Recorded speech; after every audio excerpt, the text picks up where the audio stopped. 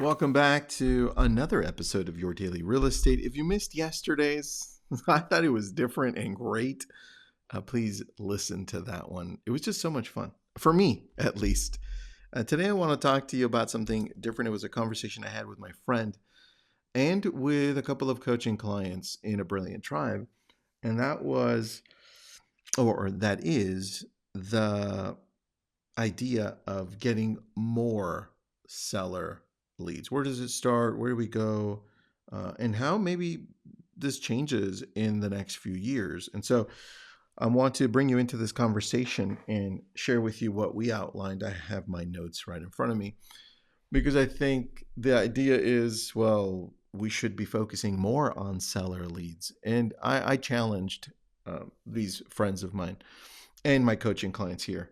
I challenged them and I said, oh, well, maybe, but that doesn't mean we have to let go of all of the buyer leads that we're getting through Google and Facebook lead ads and everywhere else. So here it is, this conversation. Remember, these episodes are meant to be about 5 minutes or so, give or take, always actionable steps, motivating you in the right direction. And of course, this episode is brought to you by coachingabrillianttribe.com. Check us out. We have amazing conversations like this. Here it is. How would you generate more seller leads? And I think it comes down to really getting in the middle of more conversations, starting more conversations, talking to more people. And not all people own a home. So when we're talking about talking and having more conversations, it's specifically to homeowners. Now, that's where I was like, wait a second. Usually homeowners have family, they have friends, and those friends sometimes are privy to these homeowners selling homes. So I think the conversation stemmed from talking to everyone and connecting and listening. It's all about another conversation, right? Talk about anything but real estate and you connect with people, and then real estate comes up and it's at the front of everything we are because it's usually our biggest purchase, our biggest, we own, the biggest thing we own as far as equity when it comes to homeowners. And so for us, it started with internet leads. I'm like, well, where do we typically go to get seller leads the quickest? If I was going into a new area, I would start with internet leads. And I would probably start with Google pay-per-click or Facebook lead ads or Instagram lead ads. And then I would create a funnel, meaning if I'm putting an ad out there, somebody clicks on it, what happens next, so that it filters out those that don't want to really talk about real estate and own a home versus those that are interested in selling possibly, right? And then they come to me. So that was number one. And then when it comes to internet leads, obviously speed to lead, but having real conversations with people so they know that you care. Best example was this. I thought we did this one live. If you're part of group coaching, we have this great Thursday session where I jump into phone calls, a database, or all these other types of leads, and I call them. I call people, and I do it live. And sometimes we get people that want to sell. Sometimes we get people that want to buy. And last week I got somebody that wanted to sell. And we talked, and it was an easy conversation because I made it easy. It wasn't about, hey, are you looking to sell? I got your inquiry.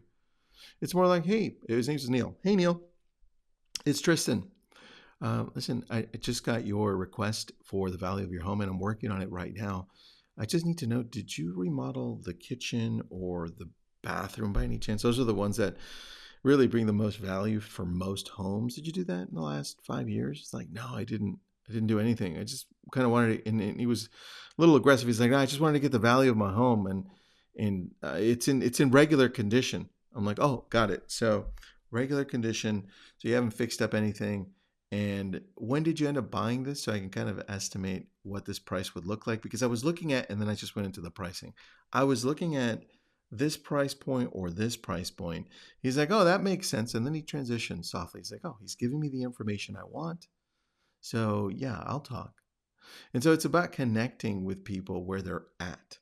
It's not trying to bring them instantly to where, hey, you wanted to sell? When do you want to sell? Do you want to refinance? Listen, can I come over? We do so amazing with selling homes. It's none of that. It's just getting to where they want faster. And so for me, internet leads, number two that my friend brought up was for sale by owners. It does great for sale by owners.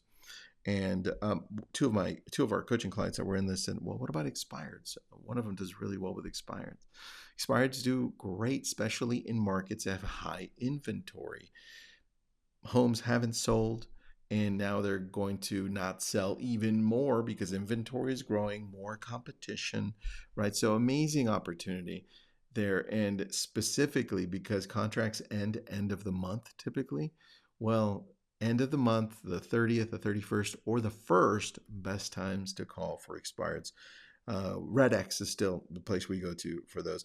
Absentee owners and for lease, so for rent by owners. Those have been the absolute greatest because a lot of people purchased homes during the COVID period. Everyone left or they wanted to buy some type of an investment property. And a lot of these are realizing, hey, I don't want to be a landlord. In fact, I hate doing this. So one of the options here is absentee owners, but specifically people that are renting them out and have them for lease, calling them up and going through that whole process, right? That's another option. Circle prospecting, that's definitely a really good one. Circle prospecting is just calling the homes that are around one that just listed today or just sold today, or you have a buyer in an area and there are no listings that match that criteria for that buyer. That's typically what a circle prospecting is, and or geo farming, whatever you want to call it. And then the last one we had on here was database. Just your database, just reaching out and having conversations consistently with your database and retargeting them and just making sure that they're seeing your brand and who you are on social and Google. And so those are the main ones that we looked at. We think that as this whole new post NAR world comes in, a lot more of this is going to be on the database. So we're looking to grow our databases. We're looking to have better relationships. And look, if they're coming from online, if they're coming from geo farming, if they're coming from expireds for sale owners, it doesn't matter. Put them into your database and connect with them at a later time. So for us, the database was the core one. That is where not only we keep all of the people we've ever talked to or have come into our world, but that's the place that allows us to then expand further as long as we're consistently connecting with as many people in it as possible and having great conversations. Thank you so much. We'll talk again tomorrow.